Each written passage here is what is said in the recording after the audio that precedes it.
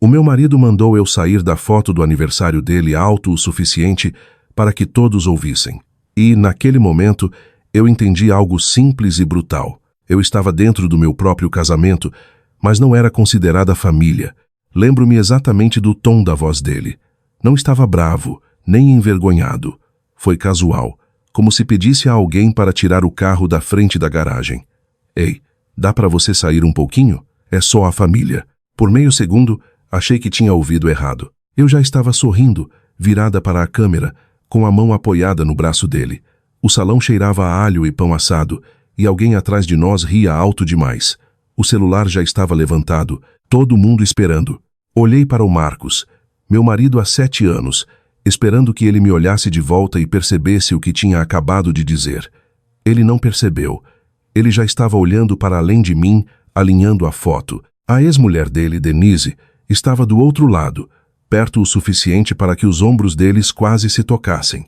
A filha dele, Camila, estava lá também, com 16 anos, e aquele jeito desajeitado, olhando para os sapatos como se desejasse que o chão se abrisse. A irmã do Marcos, Laura, acenava da ponta do grupo, tentando fazer todo mundo caber no enquadramento. Senti o calor subir pelo meu pescoço e se instalar no meu rosto. Minha aliança de casamento de repente pareceu apertada, como se não pertencesse mais ao meu dedo. Ah, eu disse. Não me lembro de ter planejado dizer nada. Ok. Dei um passo para trás, depois outro. Alguém se moveu para preencher o espaço onde eu estava, como a água cobrindo uma pedra. A câmera disparou o clique.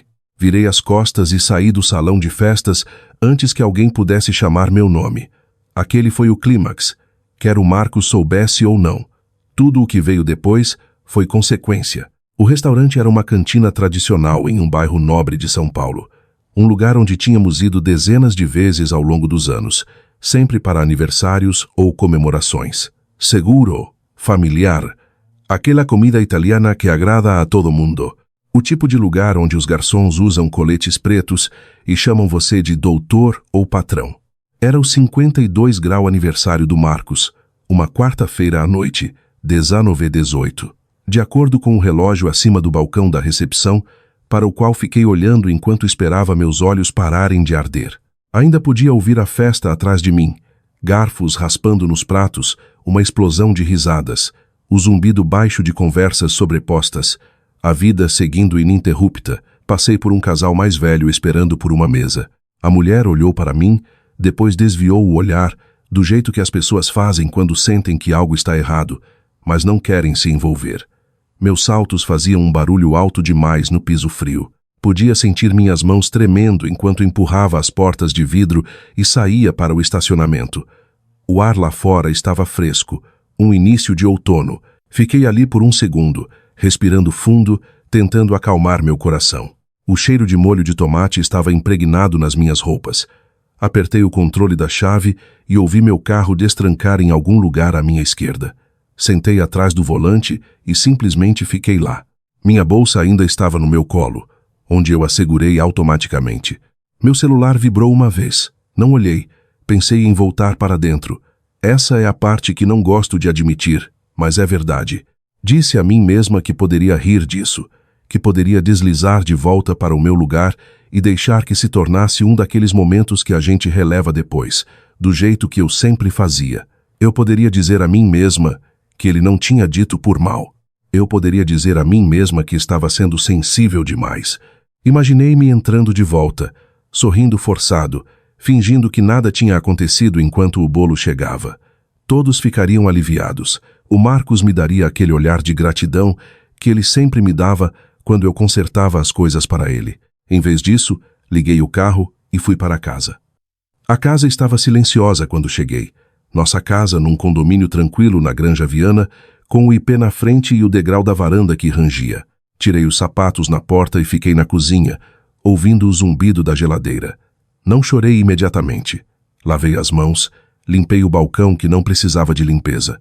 Troquei de roupa, coloquei um moletom, mantive-me ocupada até não haver mais nada para fazer. Às 22h42, meu celular vibrou novamente. Era uma mensagem da Laura. Ele está bebendo sem parar desde que você saiu. Olhei para a tela. As palavras pareciam surreais, como se pertencessem a uma noite diferente, a um casamento diferente. Digitei, apaguei, digitei de novo. Então bloqueei o celular e o coloquei virado para baixo na mesa. Não respondi. Naquela noite, deitei na cama olhando para o teto, ouvindo o relógio na cômoda marcar os segundos. O Marcos só chegou depois da meia-noite. Ouvi o portão da garagem abrir e fechar. Seus passos eram instáveis na escada. Ele não entrou no quarto. Dormiu no sofá. De manhã, a casa cheirava levemente a café e algo azedo. Eu estava na cozinha de roupão, olhando para a cadeira vazia onde ele costumava sentar, e tentei colocar em palavras o que estava sentindo. Não era apenas mágoa. Não era nem raiva ainda. Era a constatação de que aquilo não tinha surgido do nada. Havia sinais, pequenas coisas que eu tinha ignorado ao longo dos anos. Convites que incluíam a Denise, porque é mais fácil para a Camila. Cartões de Natal endereçados a Marcos e família. Fotos de família onde eu era sempre quem tirava a foto. Eu tinha dito a mim mesma que estava sendo madura, compreensiva, flexível. Mas parada naquele restaurante, sendo convidada a sair como uma figurante que entrou na cena errada, algo em mim finalmente parou de se curvar. Às 6h05, a cafeteira terminou seu ciclo com um borbulhar alto. O noticiário local na TV falava sobre o trânsito na Marginal Pinheiros. Envolvi minhas mãos na caneca e senti o calor penetrar nas minhas palmas. Eu ainda não sabia o que ia fazer. Não estava pensando em vingança. Não estava pensando em ir embora. Só estava pensando naquele espaço vazio na foto e em como foi fácil para outra pessoa entrar nele. Eu tinha passado anos me diminuindo para que todos os outros pudessem caber confortavelmente. E, pela primeira vez, me perguntei o que aconteceria se eu não fizesse isso. Na manhã seguinte, a palavra que continuava circulando na minha cabeça era uma que todos adoravam usar para mim: compreensiva. Eu tinha ouvido isso tantas vezes ao longo dos anos que tinha perdido todo o significado. A irmã do Marcos, Laura, dizia isso. A Denise dizia isso, sorrindo como se fosse um elogio. Até o Marcos dizia, geralmente logo depois de me pedir para engolir algo que doía. Você é tão compreensiva, ele dizia, e eu assentia, porque assentir era mais fácil do que explicar porque meu peito parecia apertado. Eu estava na cozinha, o céu ainda cinza lá fora, ouvindo a cafeteira chiar. O rádio estava sintonizado na estação AM local, a que o Marcos gostava, porque falavam de trânsito e futebol. Uma voz mencionou um acidente perto de Osasco. Misturei o creme na minha caneca e observei o redemoinho. Compreensão tinha se tornado uma coleira. Eu só não tinha notado quando ela deslizou pelo meu pescoço. O Marcos subiu por volta das 7h, movendo-se com cuidado, como se a casa fosse mordê-lo se ele pisasse errado. Ele parecia péssimo. Olhos vermelhos, cabelo ainda úmido do banho, ele não encontrou meu olhar de imediato. Bom dia, disse ele. Bom dia, respondi. Ele abriu a geladeira, olhou para dentro por um momento, depois fechou novamente. Ontem à noite, a coisa saiu um pouco do controle. Eu esperei. Essa era outra coisa que eu tinha aprendido a fazer ao longo dos anos. Esperar. Eu não queria te envergonhar, disse ele finalmente. Você sabe disso, né? Tomei um gole de café. Estava amargo. O que você quis dizer, Marcos? Perguntei. Ele suspirou, esfregando a nuca. Era só uma foto de família. A Denise estava lá pela Camila. Não foi nada demais. Aí estava. A minimização, o apagamento casual. Senti a vontade familiar surgir, aquela que me dizia para suavizar tudo, para tranquilizá-lo, para tornar mais fácil para nós dois seguirmos em frente. Minha boca até abriu. Então fechei de novo. Preciso me arrumar para o trabalho, disse em vez disso. Ele pareceu surpreso, como se eu tivesse esquecido uma fala num roteiro que ambos sabíamos de cor. Ok, disse ele devagar. Saí da cozinha antes que ele pudesse dizer mais alguma coisa. No trabalho não conseguia me concentrar. Trabalho como gerente administrativa de uma pequena construtora. Nada glamuroso. Telefones, notas fiscais, cronogramas.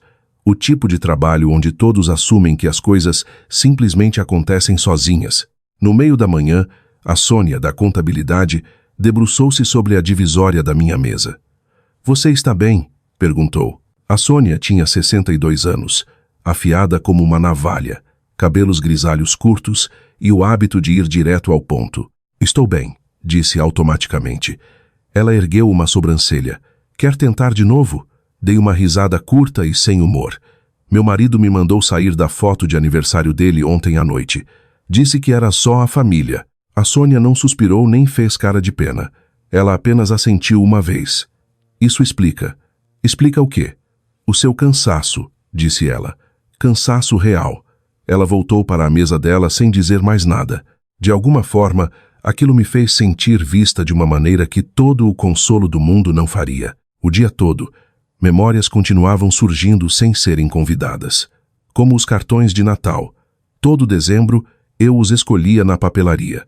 Papel cartão pesado com relevo dourado. Eu escrevia cada endereço à mão. Assinava Marcos e Sandra. Quando as mensagens de agradecimento chegavam, eram sempre endereçadas ao Marcos. Uma vez a tia dele até respondeu: tão gentil da parte da Denise lembrar de nós. Lembrei-me do churrasco no condomínio no verão passado, quando alguém perguntou há quanto tempo o Marcos e a Denise estavam divorciados, e ele respondeu: enquanto eu estava bem ali, segurando uma bandeja de carne, ninguém se corrigiu, nem ele. Lembrei-me de ficar atrás da câmera na formatura do ensino fundamental da Camila, dando zoom para que todos os outros pudessem caber. Na época, disse a mim mesma que era assim que a maturidade se parecia. Isso era o que um segundo casamento exigia. Flexibilidade, graça. Quando dirigi para casa naquela noite, a palavra tinha coalhado na minha boca: compreensão. O Marcos ainda não tinha chegado. Esquentei as sobras e comi em pé no balcão. A casa parecia quieta demais. Depois do jantar, abri o armário do corredor para pegar o aspirador e quase tropecei numa pilha de papéis que tinha deslizado para o chão. Agachei-me para pegá-los, irritada. O Marcos tinha o hábito de enfiar coisas onde coubessem. Correspondências antigas, apólices de seguro, manuais de eletrodomésticos que nem tínhamos mais.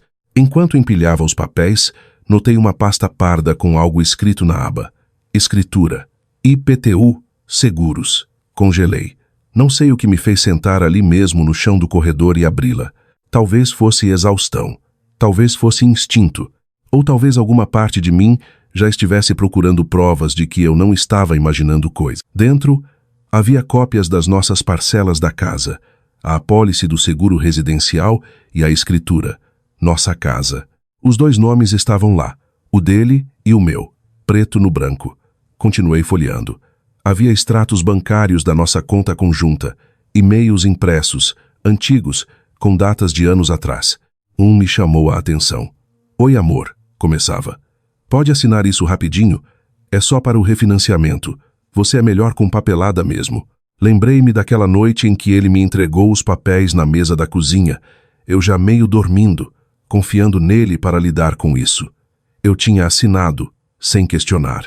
Encostei as costas na parede, a pasta no meu colo. Por anos, deixei todos acreditarem que eu estava nas laterais, que eu era extra, opcional. No papel, porém, eu era tudo menos isso. Meu celular vibrou. Uma mensagem da Laura. Espero que você saiba que o Marcos te ama. Ele só é ruim com emoções. Encarei a mensagem. Depois coloquei o celular de lado sem responder. Mais tarde naquela noite, deitada na cama sozinha, olhei para o teto e me permiti pensar no que tinha evitado o dia todo. E se eu parasse de ser compreensiva? E se eu parasse de traduzir o comportamento dele em algo mais fácil para as outras pessoas engolirem? A ideia me assustou mais do que eu esperava. Ser a boazinha tinha sido meu papel por tanto tempo que eu não tinha certeza de quem eu seria sem isso.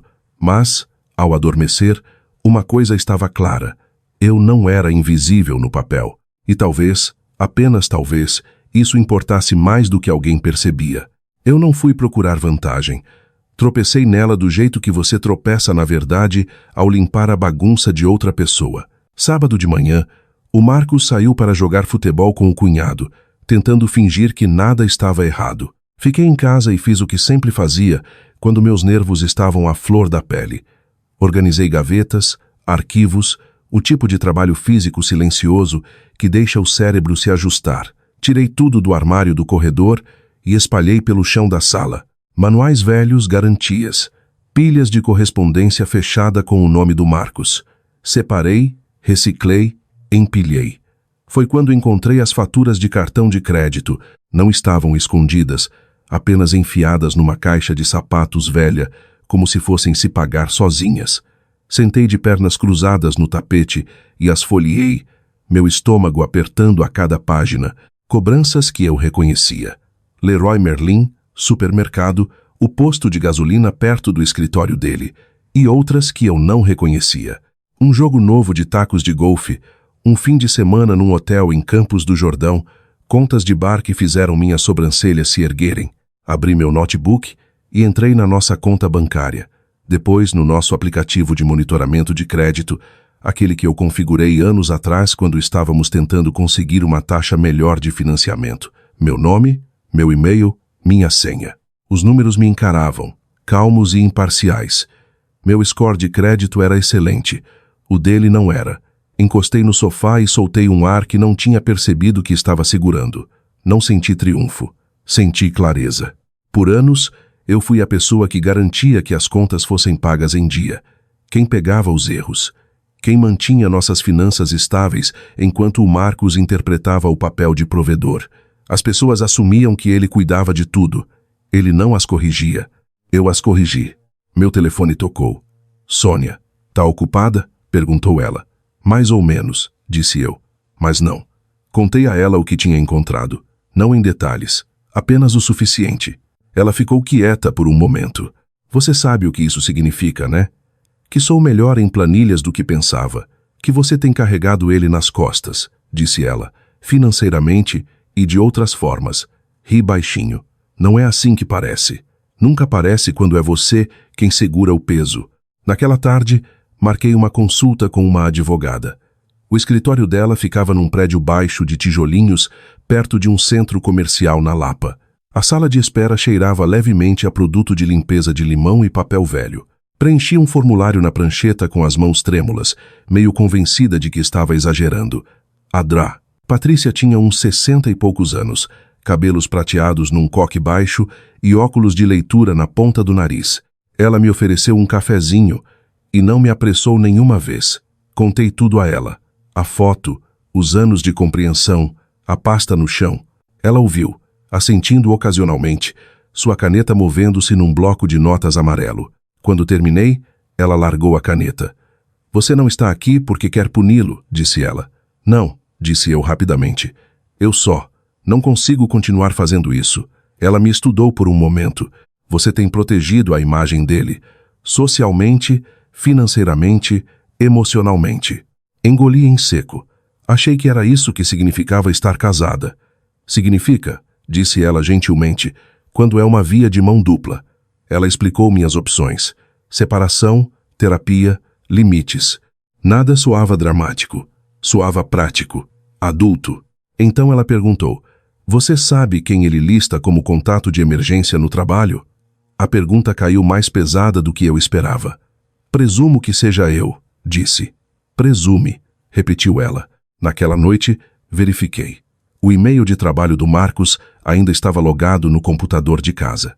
Hesitei, a culpa surgindo, depois lembrei a mim mesma que não estava bisbilhotando segredos. Estava verificando fatos.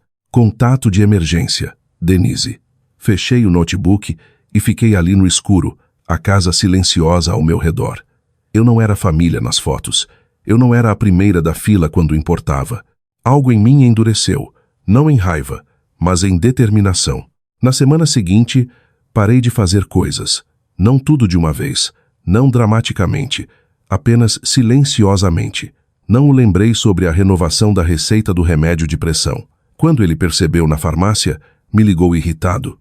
Dá para você ligar lá e pedir? Perguntou. Hoje não posso, disse eu. Minha voz soou estranha aos meus próprios ouvidos. Tá bom, ele bufou. Tudo bem. Na reunião de planejamento da quermesse da igreja, não levei as listas de inscrição nem a sobremesa. Quando alguém perguntou onde estavam, o Marcos olhou para mim. Achei que você estava com elas, disse ele. Não estava, respondi. O silêncio que se seguiu foi denso e desconfortável. Alguém limpou a garganta. A reunião seguiu. Em casa, ele ficou inquieto, mais ríspido. Perdeu a noção das coisas. Perdeu um prazo no trabalho. Chegou tarde, frustrado. Você está distante, disse ele uma noite. Tenho estado ocupada, respondi. Não era mentira. Uma noite, meu celular vibrou com uma mensagem da Camila. Você tá brava com meu pai? Olhei para a tela, meu peito apertando. Não. Digitei de volta depois de um momento. Só estou resolvendo algumas coisas. Ela respondeu 1 minuto depois. Não gostei daquele negócio da foto. Fechei os olhos. Naquele momento, entendi algo importante. Eu não era a única que tinha visto. Eu era apenas a única a quem pediram para sair. Quando você para de segurar tudo junto, as coisas não desmoronam de uma vez. Elas balançam primeiro. Foi isso que mais me surpreendeu. Eu esperava fogos de artifício, acusações, algum confronto dramático na cozinha. Em vez disso, o que consegui foram pequenas falhas espaçadas o suficiente para que ninguém pudesse culpar o azar. O Marcos começou a perder coisas. O celular, as chaves, papéis que ele jurava ter deixado no balcão. Ele me perguntava onde estavam do jeito que sempre fazia, já meio irritado por eu não saber. Não vi, eu dizia. Às vezes era verdade, às vezes não. De qualquer forma, não fui procurar. Na sexta-feira à noite, fomos a um churrasco no vizinho, 2 casas abaixo. Normalmente, eu teria levado uma salada de maionese ou uma torta, chegado cedo, ajudado a arrumar. Dessa vez apareci de mãos vazias, 10 minutos atrasada, vestindo uma blusa simples em vez da minha versão de anfitriã alegre. O Marcos notou imediatamente. Você não fez a maionese? Perguntou ele alto demais. Não fiz, disse eu. Ele franziu a testa, confuso, como se tivesse perdido um passo na dança. Achei que você ia fazer. Eu não disse isso. Ficamos ali por 1 segundo, cercados pelo cheiro de carne grelhada e o som de pagode tocando na caixa de som de alguém. Um dos vizinhos olhou, depois desviou o olhar. O jantar foi estranho. Alguém perguntou ao Marcos que horas iríamos comer. Ele respondeu secamente que estaria pronto quando estivesse pronto. Vi uma mulher do outro lado da mesa erguer as sobrancelhas para o marido. Isso era novidade. Em casa, naquela noite, o Marcos andava pela sala enquanto eu lia na cama. Tem alguma coisa acontecendo com você, disse ele finalmente. Você está agindo como se eu tivesse feito algo terrível. Pousei meu livro. Você fez? Ele bufou. Aquela foto de novo, Sandra. Você está fazendo uma tempestade em copo d'água. Senti a velha raiva subir, afiada e familiar. Deixei passar. Não foi só a foto, disse eu. Foi tudo ao redor dela. Ele balançou a cabeça. Você está sendo dramática. Aquela palavra aterrissou de forma diferente agora. Boa noite, Marcos, disse eu, apagando o abajur. Na manhã seguinte, acordei com uma mensagem da Laura. Estou preocupada com ele, escreveu ela. Ele não está sendo ele mesmo. Encarei a mensagem. Depois digitei de volta algo que nunca tinha dito antes. Nemu. O verdadeiro teste veio 1 semana depois, quando o Marcos me falou sobre o jantar de homenagem da aposentadoria. Vão fazer no salão de festas da Associação Comercial, disse ele. Sábado à noite, um monte de gente da igreja e do trabalho. Preciso de você lá. O jeito que ele disse, preciso, fez algo torcer no meu peito. Vou pensar, disse eu. Ele pareceu assustado. Pensar? Sim. Ele me encarou, depois soltou um riso curto e inquieto. Você vai. Encontrei seus olhos. Veremos. Naquela noite, a Camila mandou mensagem de novo. Pai tá muito estressado, escreveu ela. Vocês estão bem?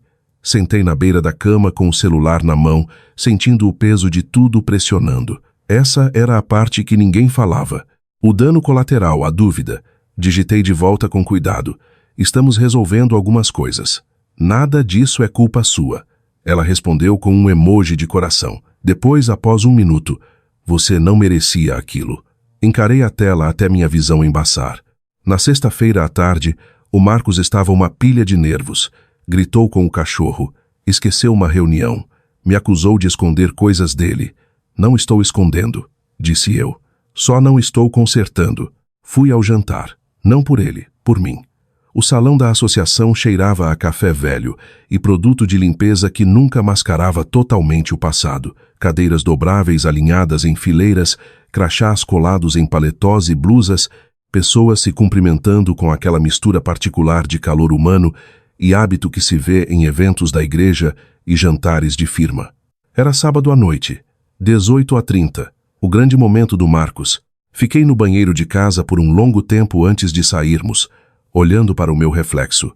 Não me arrumei muito, nada de cores vivas, nada de joias chamativas, apenas uma blusa azul marinho, calça preta, salto baixo. Eu queria parecer comigo mesma, não um acessório. A viagem foi silenciosa. O Marcos ficava mexendo no rádio, nunca parando numa estação. A perna dele balançava. Observei as ruas familiares passarem e me senti estranhamente calma, como se algo já tivesse se decidido sozinho. Dentro do salão, as pessoas avistaram o Marcos imediatamente. Olha ele aí, feliz aposentadoria. Já estava na hora de te reconhecerem. Tapas nas costas. Ele sorria, apertava mãos, entrava facilmente no papel que conhecia melhor. Respeitado, sólido. O homem de família que todos pensavam conhecer. A Denise estava lá. Notei ela imediatamente perto da mesa de salgadinhos, num cardigan creme, conversando com uma mulher da igreja. Ela parecia confortável, à vontade, como se pertencesse. A Camila estava ao lado dela, mexendo no celular. Quando me viu, o rosto dela suavizou. Ela deu um tchauzinho discreto. O Marcos não as viu de primeira. Quando viu, os ombros dele relaxaram um pouco. Que bom, murmurou ele. Elas vieram. Elas, não você. Sentamos. O programa começou. Discursos sobre dedicação. Anos de serviço. Ser um homem de família. Cada frase caía como uma pedrinha em água parada. Ondas que eu sentia, mas não mostrava. Então chegou a hora das fotos. Alguém do comitê da igreja se levantou e ergueu o celular. Vamos tirar uma foto da família com o Marcos. O Marcos virou automaticamente e estendeu a mão para a minha. Os dedos dele fecharam ao redor dos meus, quentes e familiares, como se nada tivesse mudado. Por uma fração de segundo, o velho instinto brilhou. Entre, sorria, facilite. Em vez disso, puxei gentilmente minha mão de volta. Ah, eu disse, minha voz calma, educada, alta o suficiente para ecoar. Eu não devo estar nesta. O Marcos piscou. O quê? Eu sorri. Aquele tipo de sorriso que você usa quando está tentando não fazer uma cena. Você me disse semana passada que eu não sou família para fotos, lembra? Vou só pegar mais gelo. O salão ficou imóvel. Não dramaticamente, apenas errado, como se alguém tivesse tropeçado. Algumas pessoas riram sem jeito. Então o riso morreu quando ninguém mais acompanhou. A Denise olhou para os sapatos. A cabeça da Camila se ergueu rapidamente. Pai, disse ela. O rosto do Marcos ficou vermelho. Ele forçou uma risada. Ela está brincando. Eu não me movi. O Beto, um amigo de família que o Marcos conhecia desde o ensino médio, franziu a testa. Ela está brincando, Marcos. Aquilo foi a gota d'água. O sorriso do Marcos falhou. Ele abriu a boca, fechou. O celular baixou lentamente. Ninguém tirou a foto. Virei e caminhei em direção à mesa de bebidas. Meu coração batendo tão forte que eu tinha certeza de que todos podiam ouvir. Minhas mãos tremiam enquanto eu colocava gelo num copo de plástico. Foquei no som, no barulho, na raspagem, qualquer coisa para me manter de pé. Atrás de mim, vozes murmuravam, perguntas sussurradas. Uma verdade finalmente solta na sala. Mais tarde no carro, o Marcos explodiu. Que diabos foi aquilo? Exigiu ele. Você me envergonhou. Olhei pela janela enquanto as luzes do estacionamento passavam. Não, disse baixinho. Eu não fiz isso. Ele ainda estava reclamando quando entramos na garagem. Entrei em casa e tranquei a porta do banheiro, minhas pernas finalmente cedendo. Deslizei até o chão e chorei, não de arrependimento, mas de alívio. Pela primeira vez em muito tempo, a verdade estava exposta. A casa parecia diferente depois daquela noite. Mais quieta, sim, mas também mais clara, como uma janela que finalmente tinha sido limpa. Por alguns dias, o Marcos e eu circulamos um pelo outro com cuidado, falando apenas o necessário. Ele dormiu no sofá de novo. Não pedi para ele voltar para a cama. Ele tentou a raiva primeiro, depois a autopiedade, depois o silêncio. Na terça-feira à noite, ele ficou na cozinha enquanto eu enxaguava a louça, me observando como se estivesse esperando algo. Você não precisava ter feito aquilo, disse ele finalmente. Fechei a torneira e o encarei. Eu também não precisava ter saído daquela foto. Ele esfregou o rosto. parecendo de repente mais velho do que eu jamais o tinha visto. Você me fez parecer um idiota. Balancei a cabeça. Você pareceu você mesmo. Aquele foi o momento em que algo mudou. Não quebrou, mudou. Nas semanas seguintes, as consequências se instalaram. Nem todas dramáticas, mas todas reais. Algumas pessoas da igreja pararam de me ligar do jeito que costumavam. Outras me procuraram discretamente. A Sônia me trouxe café uma manhã e disse já era tempo com um sorrisinho. A Laura ligou uma vez, sem jeito e contida, e disse que não tinha percebido como as coisas pareciam de fora. Eu não percebia como pareciam de dentro, eu disse a ela. A Camila veio em casa num sábado à tarde enquanto o Marcos estava fora. Sentamos à mesa da cozinha, a mesma onde eu tinha assinado papéis anos atrás sem pensar. Fico feliz que você tenha dito algo, disse ela, mexendo na ponta de um guardanapo. Eu sempre senti que devia fingir que nada era estranho. Estendi a mão sobre a mesa e apertei a mão dela. Você nunca precisa fingir comigo. Isso importou mais do que eu esperava. Quanto ao Marcos, o acerto de contas foi mais lento. Ele perguntou desajeitadamente sobre terapia de casal.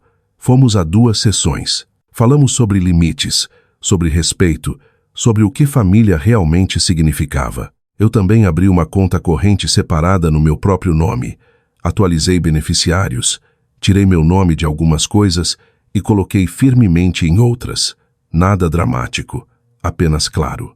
Uma noite, semanas depois, o Marcos perguntou se podíamos conversar. Não quero te perder, disse ele. Eu acreditei nele, mas acreditar não era mais suficiente. Eu não quero me perder, respondi. Se nosso casamento sobreviveria, ainda era uma questão em aberto. O que não estava mais em aberto era o meu lugar nele. Uma manhã, fiquei sozinha na cozinha, a luz do sol entrando pela janela, o café aquecendo minhas mãos. Tirei uma foto, não para mais ninguém, não para as redes sociais, apenas para mim. Meu rosto um pouco cansado, um pouco mais velho, mais firme. Imprimi e colei na geladeira com um imã. No retrato da minha vida, eu não estava mais saindo de cena. Se algum dia pedirem a você, direta ou silenciosamente, para se diminuir para que outra pessoa possa se sentir maior, espero que se lembre disto. Dignidade não vem de ser incluída por permissão. Vem de ficar de pé onde você pertence. Se essa história pareceu familiar, você não está sozinha. E você não é velha demais, nem é tarde demais, nem é exigente demais para tomar seu lugar de volta. Obrigada por ouvir. Compartilhe se isso ressoou em você. Fique se precisar do lembrete.